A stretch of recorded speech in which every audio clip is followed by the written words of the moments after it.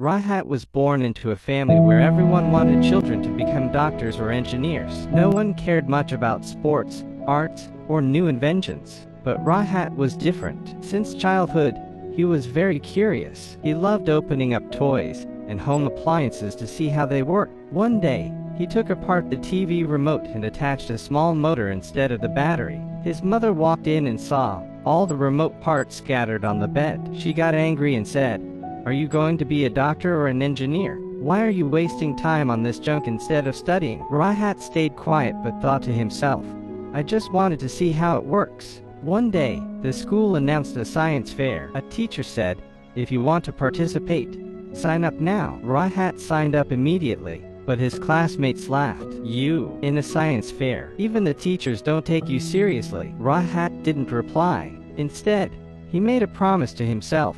This time, he would prove them wrong.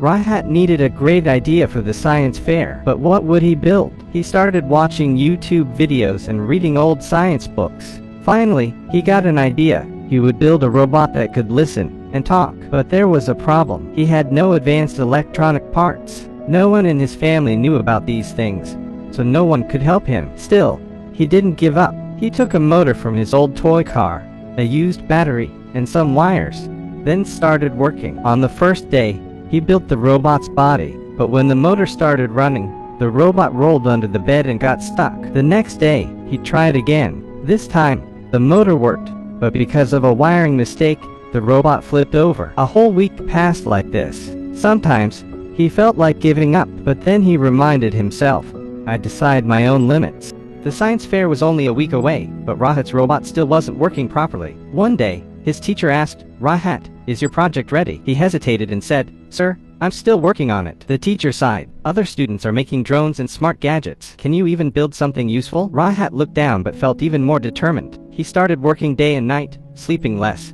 barely eating. Finally, after many tries, he wrote a code that made the robot say his name. "Hello, Rahat." Rahat jumped in excitement and shouted, "I did it."